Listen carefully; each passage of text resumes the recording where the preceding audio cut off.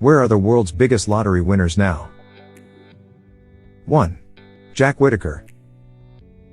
He broke a record by winning $315 million on Christmas Day 2002 in the U.S. Powerball drawing.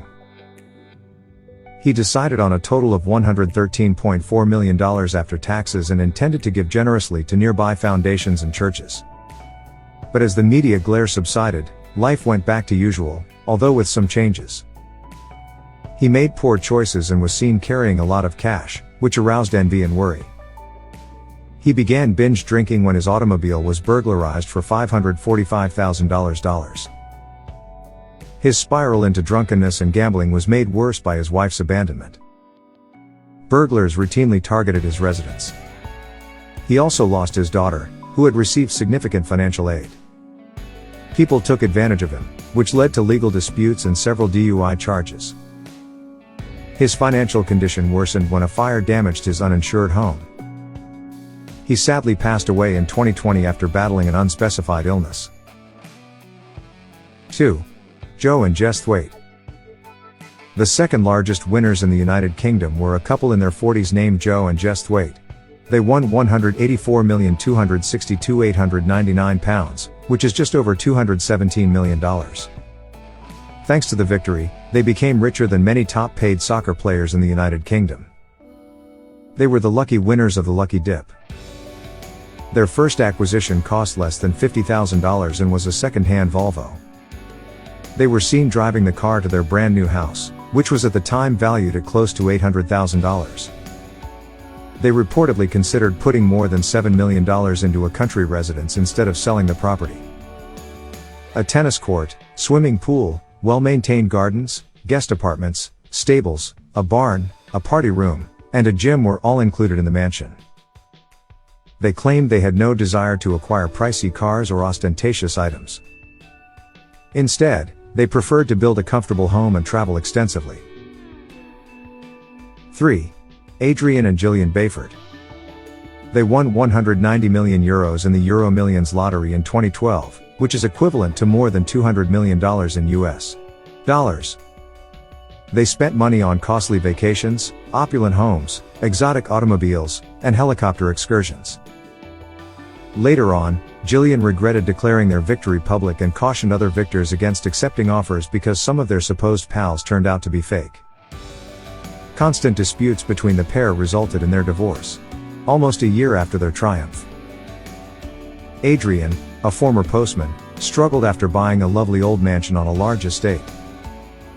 By allowing his 15-year-old daughter to drive a luxury automobile on the estate and his 13-year-old son to ride a quad bike, he spoiled his kids. Sadly, a mishap occurred when his daughter tripped over his kid, seriously injuring him and putting him in a coma. Adrian felt a great deal of guilt over the occurrence. 4. Mavis Wanchik. Mavis Wanchik became wealthy than most celebrities in 2017 after winning the $758.7 million Powerball jackpot from the Massachusetts State Lottery. Her earnings were roughly $336 million. Her digits were selected at random. Shortly after winning, she left her position at Mercy Medical Center, where she had 2 children, Billy Jr. and Marley. William, to whom she was previously married, passed away in 2016. Richard and she were dating, but their relationship ended before she won.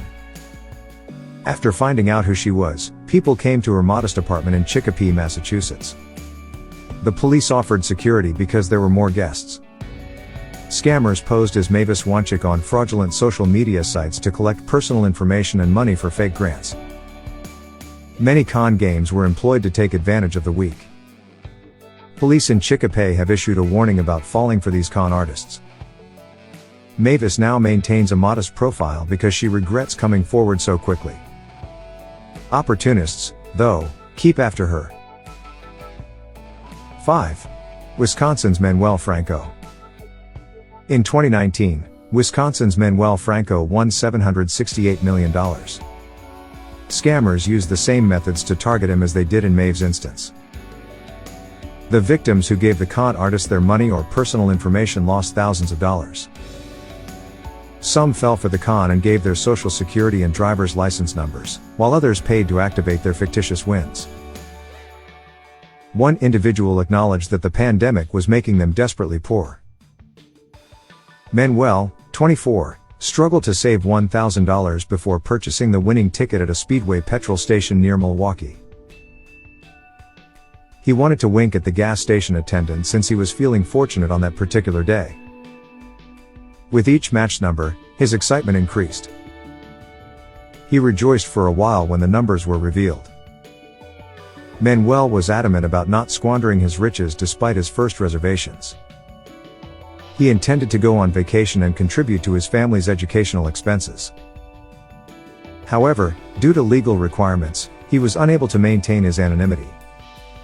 He sought to vanish after facing the media on the counsel of his attorney, but eventually left to escape punishment.